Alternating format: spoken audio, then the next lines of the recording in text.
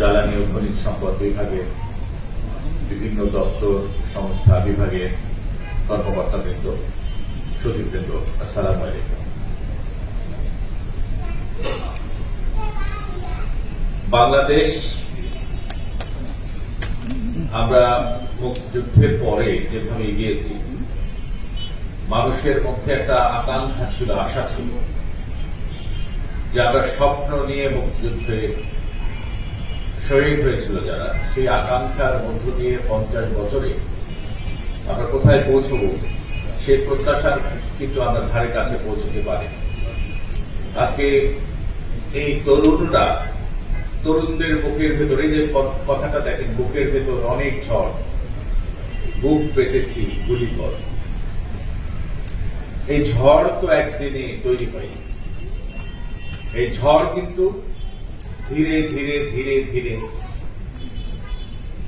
প্রজন্মের পর প্রজন্মে এটা ক্রমশ বেড়েছে।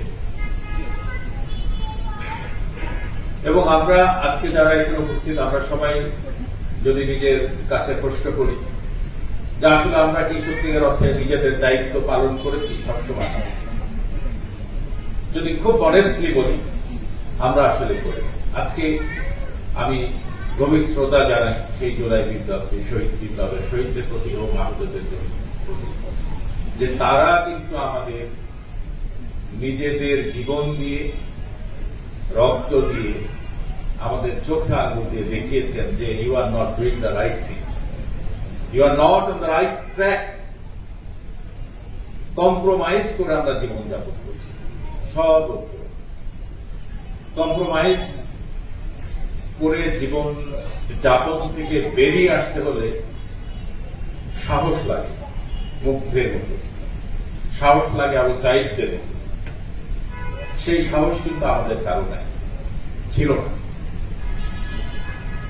আমি এই জুলাই বিপ্লব থেকে আমার সহকর্মী বা আমরা যেখানে আছি, আমরা কি শিক্ষা নিতে চাই, কি করতে চাই, সেই বিষয়ে আমি